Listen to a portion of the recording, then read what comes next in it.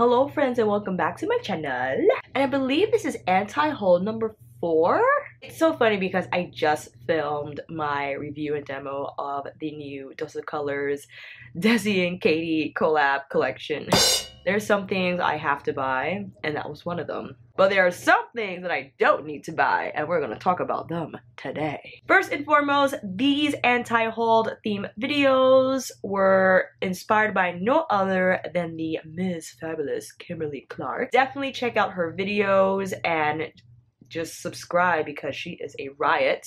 Funny, inspiring, and talks about real issues that need all of our attention. Her Listen Up series is informative and really opens your eyes to what's happening now in the world, and she really sheds light on social issues that need more understanding and just need more discussion overall. So definitely check that out. And again, this is not to bash any brands, any people. As an aspiring beauty blogger, yes, I would love to eventually receive PR and review products for you guys to help you better decide if you want to buy something or not.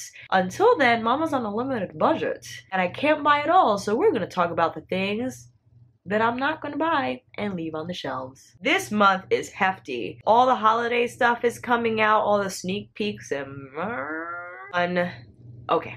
First product that I'm not buying. I didn't buy Kim's contour sticks because I rarely use cream contour anyway, and if I were to cream contour I would already use the concealer that I already have. So she came out with powder contour kits. The one outstanding thing that stood out the most was the fact that she left out a whole skin spectrum. She went from light to medium to dark, and I'm like, wait, what happened to all my tan sisters and brothers? Huh? I get it. For those with deeper skin tones that y'all have a hard time generally finding foundation or any complexion products that cater to your skin tone, so I understand. I just thought it was funny that she didn't include those between medium and deep dark. And I made sure that I visited the channels of beauty bloggers that have similar skin tone to me.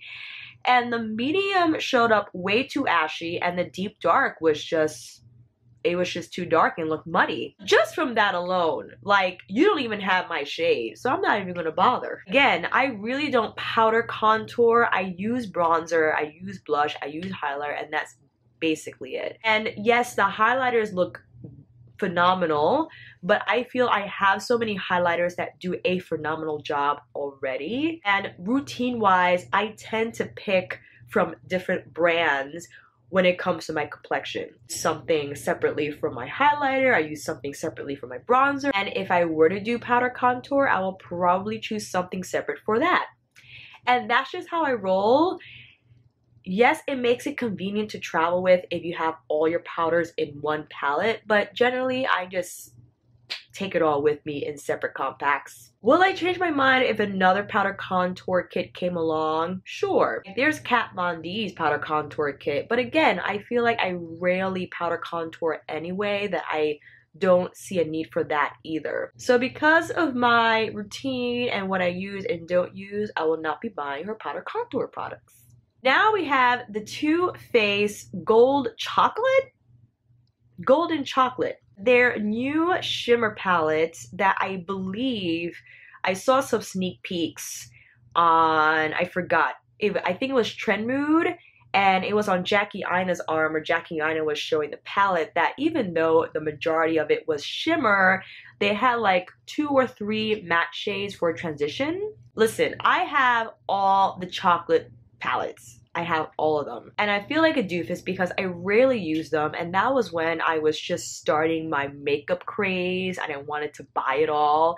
And it was that collective sense to just, you gotta buy all the chocolate bars. And when it comes to shimmers, I feel like Juvia's Place and Color Ring got that on lockdown. And I have all of Juvia's Place shimmers and they are beautiful, long-lasting, pigmented, and phenomenal. So yes, although the chocolate bar looks really cute with the gold metallic finish on the lid and the shimmers look really nice, if I were to buy that, it would just to add to my chocolate bar collection, but it wouldn't actually add value to my collection since I already have super phenomenal shimmer shadows that I wear all day and they stay shimmery all day. And I'm talking like 12-hour days, okay? That's all you need for me to convince that whatever I have is bomb. So I don't need the chocolate bar palette because I feel like there are other brands that have beautiful shimmer shades that perform incredibly well. And I'm good. If I were to get this in PR, sure, I would use it. But if I had to buy it, I'm afraid that I don't need it. Sorry, Too Faced. And still on the Too Faced brand, they are launching their Peaches and Cream collection that is chock full of mattifying powders, a new foundation, priming spray, finishing powder. Yeah. I fell for the whole Peaches craze when they did their restock of the palette, but was also relaunching it with other peach makeup. Yeah, I bought it all and I regret it. I rarely use it. It was all gimmick, like peach this, peach that, you gotta have all the peach things. And I did, and I waited online to buy it when everyone else was online, and it's just crazy. The hype and the marketing of all this stuff, it blows my mind. And they're doing it again now with Peaches and Cream. I'm sure it's all cute and stuff with the finishing powder and the foundation. I'm not sure what finish the foundation is, but the packaging it seems gimmicky to me and very cute, and I know that's the point. Like, that's what Jared, I think, had in mind when he wanted to launch these products, that Too Faced is cutesy in nature, so why would I expect anything else? It just seems that everything they're launching I already have from another brand. I'm really feeling my NARS Velvet Matte Stick foundation, and I love that it's just black stick, very simple. Like, I don't need the cutesy stuff, okay? I'm good. I really don't use finishing powder, and I see they're coming out with like a bronzer highlighter. It has like a lattice, looks like a lattice pie in the pan. You know what I mean? And I have bronzer highlighter thingies that I love already, so I don't need to buy it. And sure, would it look cute to receive as a collection? I'm sure, to try on and all that, but if I have to drop like over $200 for this peach collection, no way. I'm not doing it. I have to be reasonable and know if I was a fool once, I'm not going to be a fool twice and buy more peach makeup, and that's it. Okay. This one was my favorite to talk about. The Benefit Desert Island collab with all these beauty bloggers. And these aren't even new shades. These are the same products Benefit has been selling, except they have beauty blogger faces on the packaging. I don't know if I would spend more money on something that I already have with Manny's face on the box. You know, that sounds very shady, but listen, I need to be very financially sound and practical, and to drop more money on makeup that I would already have but accept is collector's edition something, because it has my favorite beauty blogger's face on it. I believe the whole campaign was individually they had to choose a Benefit product that they could not live without, and if they were on the desert island, if you were on an isolated island something, what makeup would you take with you if you to choose one? And of course they chose their favorite one, and I get it, it's really cute, it's a nice campaign, but I'm just spending money because it's about the face on the box? No way! No way! Like, what else are they gonna come up with? This is crazy! I never want to downplay someone's success or take away anything from them. You know what? I'm gonna end this part of the video and say I'm not gonna buy it. I'm not gonna buy beauty blogger face packaging. Yeah, man, like, would I love to do collabs? Sure. But I don't know if I want my face on a box. Ugh. Let me know your opinions down below, but yeah, that's something I'm definitely not gonna buy. Next, Tarte Holiday Collection is giving me Arabian Nights vibes. You know what I mean? They're so funny, right? Because I again fell for their unicorn collection, and with their emails, the headline was, "This will definitely sell out." Not only did their unicorn collection not sell out, it went on sale. And you know what they said about their volume 3 blush book? It's gonna sell out for sure. Is it? Listen, I have one of their blush circle books and I loved it at the time, but I got other blushes that I thought worked better and I don't use it anymore, and it was a waste of money. I don't even know where it is. Probably in one of my drawers somewhere. I'll take it out and say hi to it and maybe use it this week sometime. To have a wheel of that size, I don't know how big it is because I haven't seen it in person yet, and I'm not sure how travel friendly that will be. And I'm not a traveling makeup artist, and if I were to help someone with their makeup, I would probably know who I'm dealing with and just bring that shade with me. Like, I'm not going to do a bridal party. I'm not going to do a group of people, and I don't think I'm headed in that direction. Yes, I'll help out, whatever. Like, if you need me to help do your friends or friends' makeup, then maybe I'll have something already that will cater to different skin tones. But I ain't gonna buy a huge book of blushes. No way, not again. And I also think they're coming out with another eyeshadow palette, and I didn't have great luck with their Tarte Pro palette because even though there's so many shadows, it's one of those things that they all blended together and they looked muddy if you weren't careful with which eyeshadows you combine with whatever. I don't want to be thinking that hard about blending shadows and it turning out muddy. I have a bunch of eyeshadow palettes that I've had great success with that have a lot of shades that I feel like I don't need another one. And it's definitely not going to be from Tarte. So I'm happy to say that if I see it in Sephora, I'll swatch it, I'll experience it, but I don't need it because I have a blush book already and I don't need another Tarte eyeshadow palette. The end. This one was hard. Okay. The Huda Beauty Desert Dusk eyeshadow palette.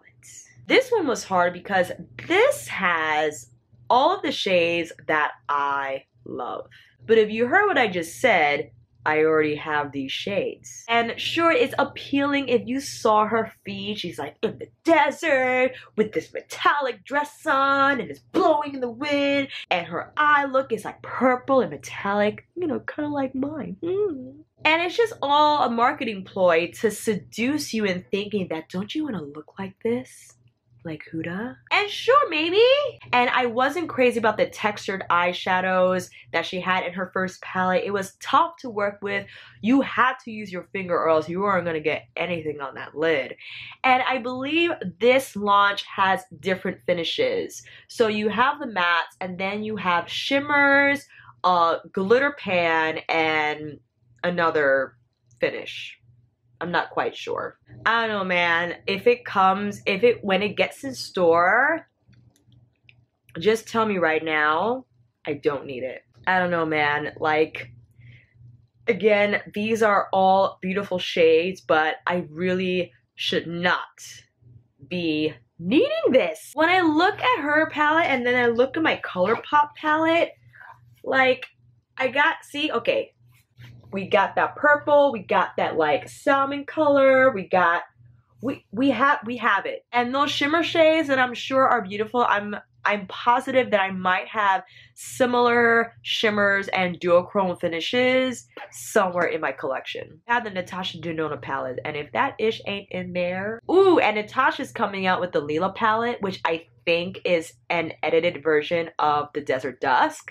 It has a lot of the purples, blues, and magentas, but it's more expensive. If I had to choose, I would buy Natasha's palette over Huda's in a flash. In terms of quality and performance, for sure. That's a whole other video because we're talking $129. And I did buy the Sunset palette, but I love it. I did try the Star palette and I did not like that one. I took it back. it looked muddy on me and I felt like it didn't blend out as well as the Sunset palette, so we'll see. Just from going over my Colourpop shadows and the up-and-coming Lila palette, yeah, I'm definitely not going to get the Huda one. You can't, no. Alright friends, I think that's it for this month's anti haul. If you like what I'm wearing, I will list it down below, and this is from my Desi and Katie collab video. You will see swatches of the eyeshadow palette, the highlighters, the liquid lipsticks, lip topper, and satins.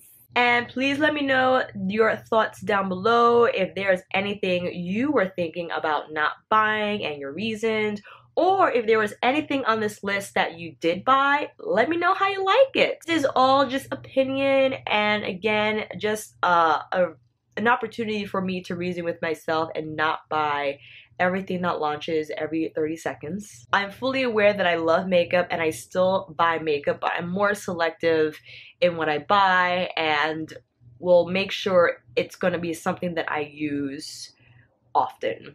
Thank you friends so much for watching, and I hope this video helped. And if you like this video, please give it a thumbs up and subscribe to my channel. And until then, I'll see you on here again with another demo, review, chit chat, and anti haul. Take care, and I'll see you next time.